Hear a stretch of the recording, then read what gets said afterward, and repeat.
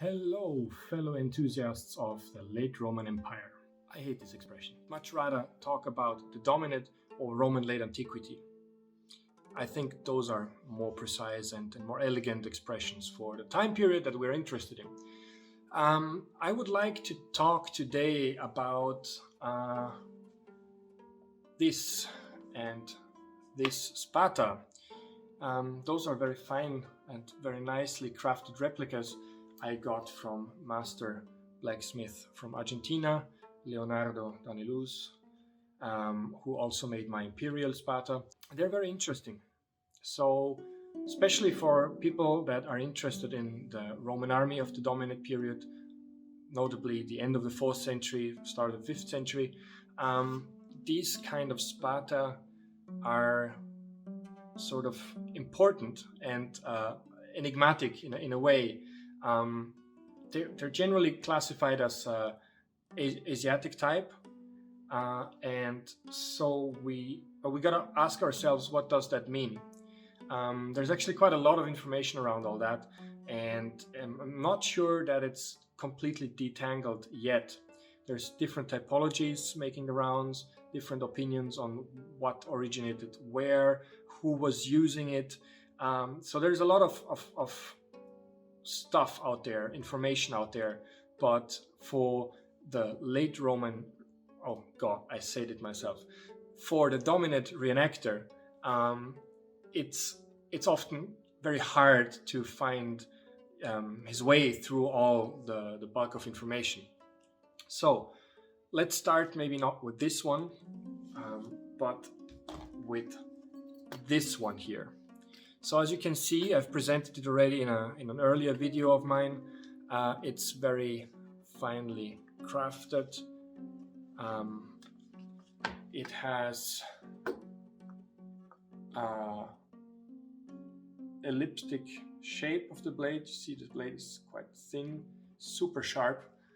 I could probably shave myself with it. It's very well balanced. It has a kidney-shaped grip, which is very, very interesting. And it has those 3 studs up here and a silver nail, which is just coming back here, going through the tongue of the sword, and those 2 metal fittings here on the handle. I personally really like this one. It's very fast, very well balanced, very sharp, light, and has a perfect length. So I use this often. But why do I use it? What do I use it for? What's this based upon? So let's start maybe with what this is based upon. It's not based on a precise find as such. It's not a replica from one precise find. It's a creative typological creation, let's say. So this nail here comes, and also the shape, the kidney shape of the handle, comes from a spatha that was found in a Roman grave in Aquincum, in grave number 2. This is the spatha that we are talking about right here. And here we see a replica made by Leonardo. It's very nice. And you can see the kind of similarity between the piece that inspired this, the original, and this creation. So what we could see is that the crossguard has not been preserved, so it was probably from an organic material, so either horn or wood, most likely. Here this one is horn. This one's also a bit shorter, so the blade is not completely the same. Now, what does archaeology or the archaeologists that excavated the grave say about it? There were several things inside. There was a fibula, crossbow fibula inside, or Zwiebelknopffibel, as we say in German, of an earlier type. So that could be dated in the mid 2nd, 3rd of the 4th century. There were some coins, some dating to the later 3rd century and some to the earlier 4th century in this grave.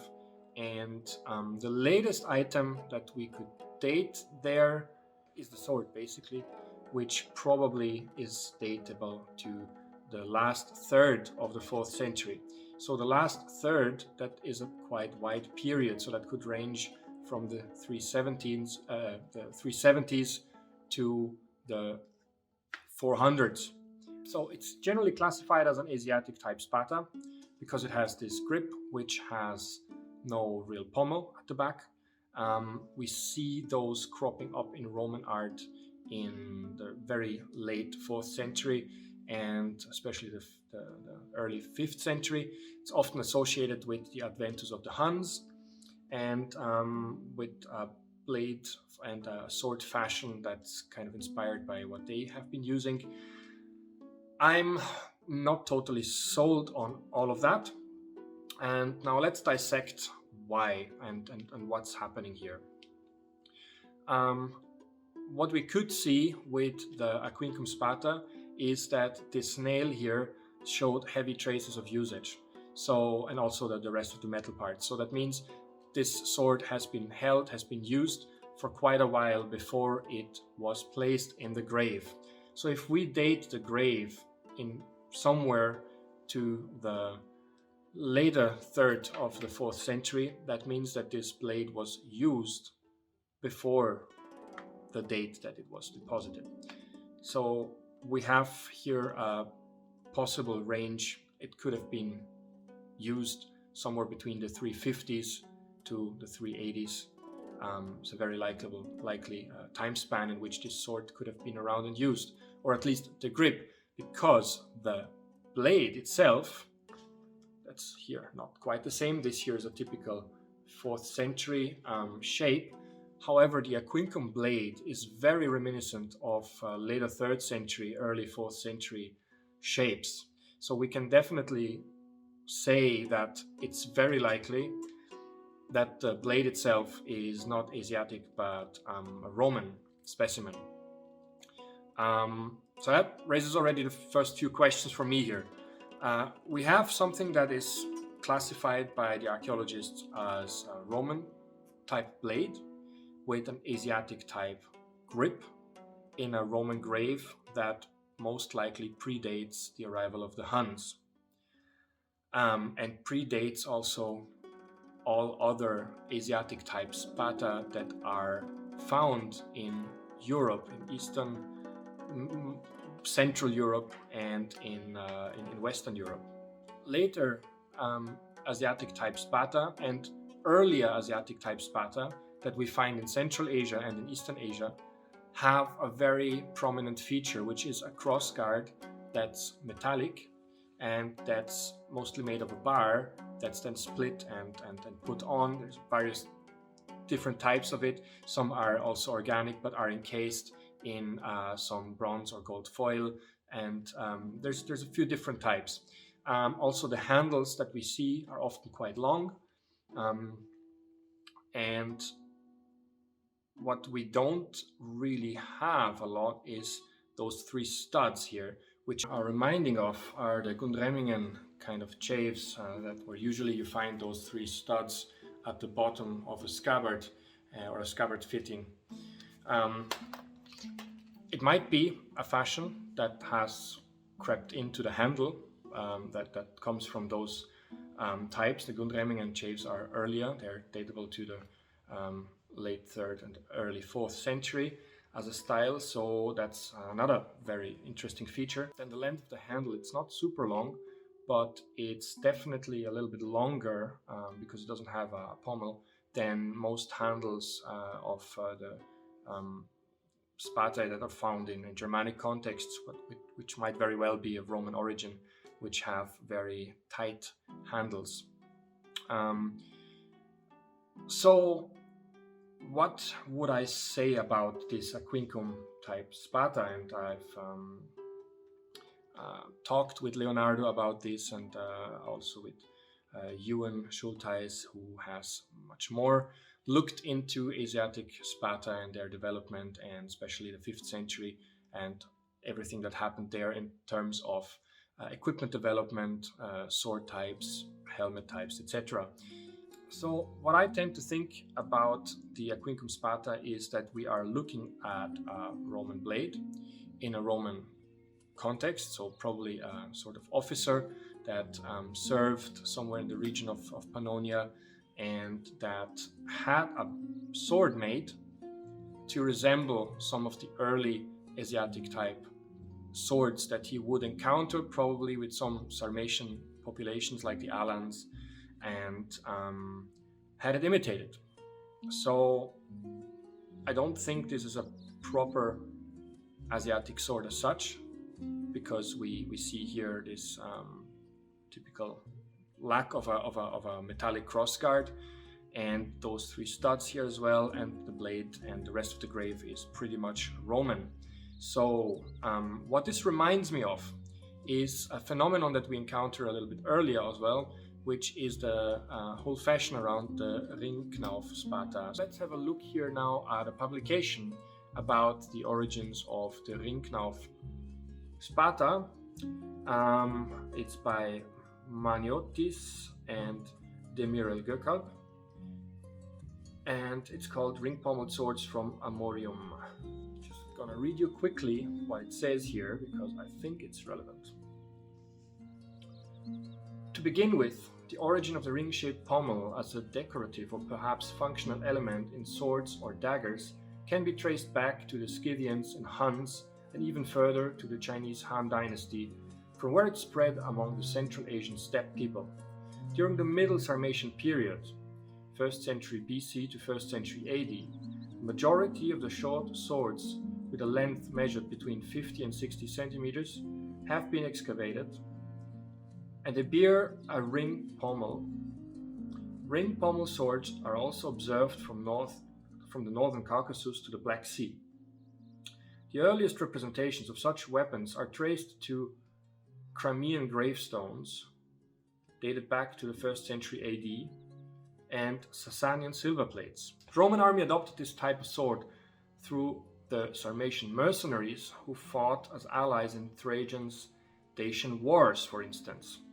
The ring-shaped pommels, Ringknaufschwerter, in Europe are mostly traceable to the 2nd century AD and occur mostly in Roman Germania. This type has probably its origins in the Sarmatian ring pommel sword.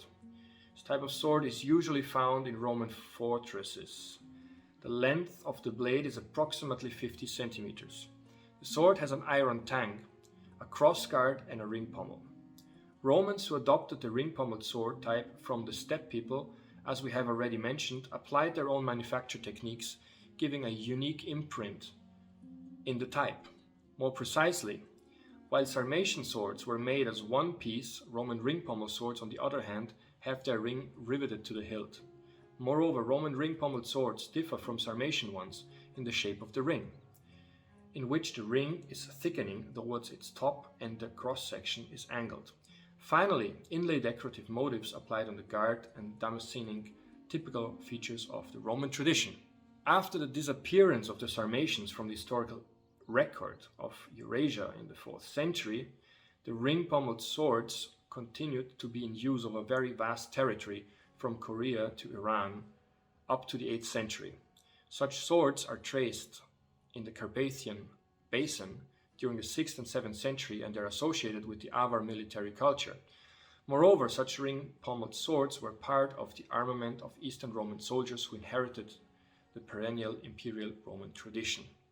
So we see something maybe similar with this sword, in my opinion.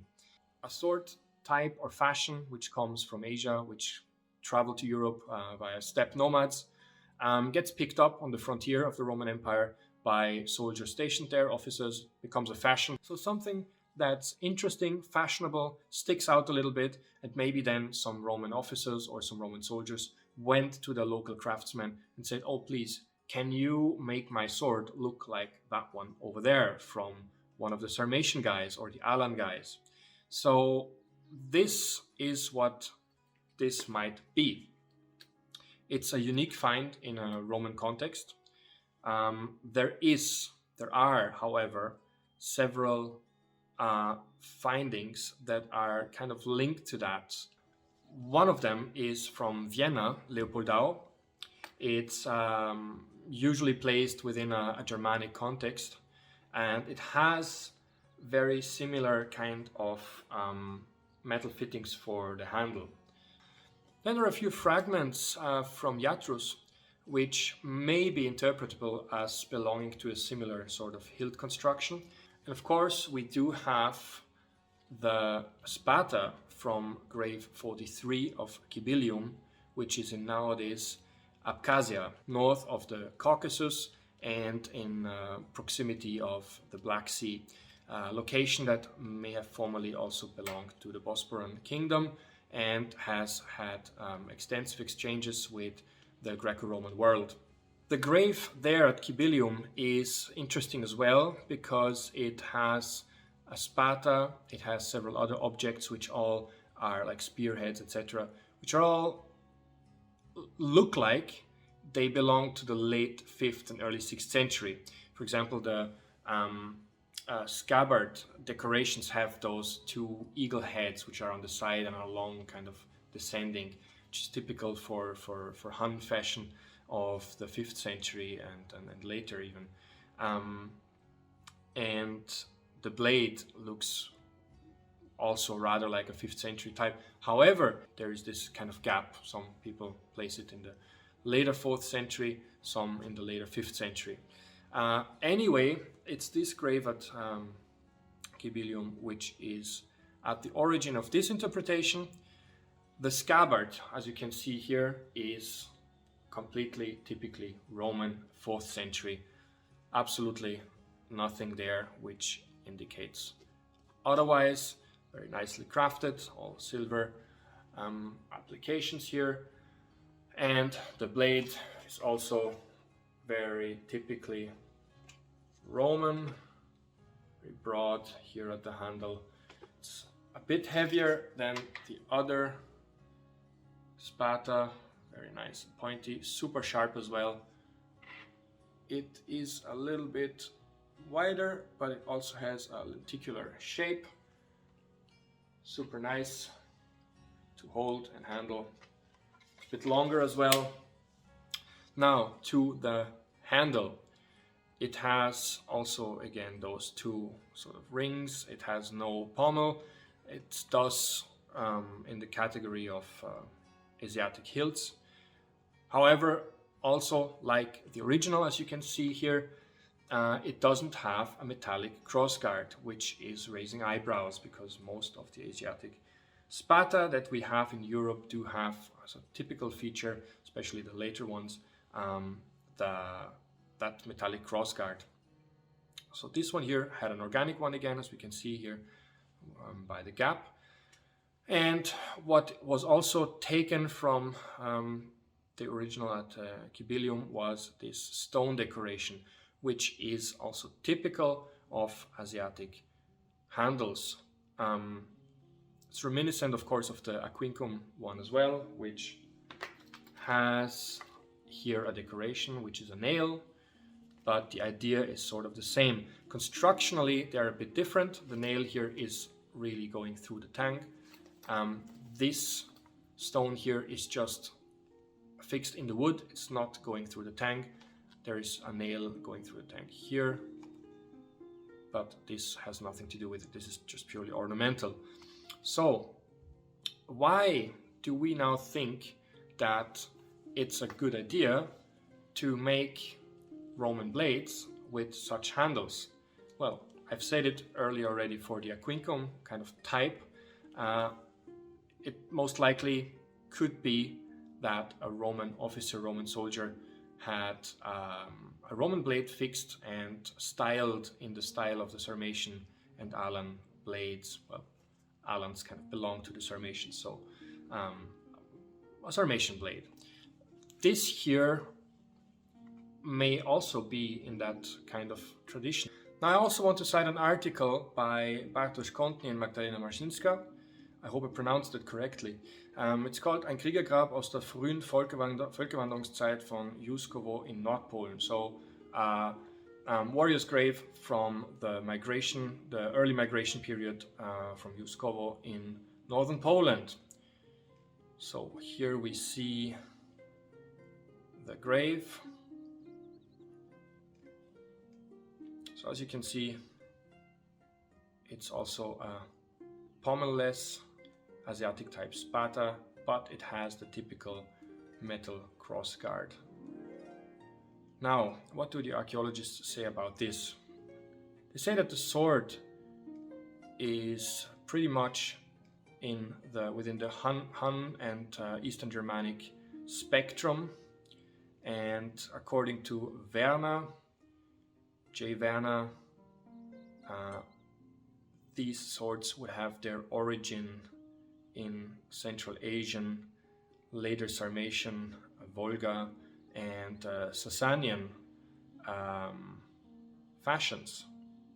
Very, very wide and broad area there, but it seems to be located there for him. Anke, on the other hand, is more underlying that these swords and these crossguards have been present from pretty much before the 1st century, so already in the mid 1st millennium BC, in various places in Central Asia and Eastern Asia. So they're a long-term fashion.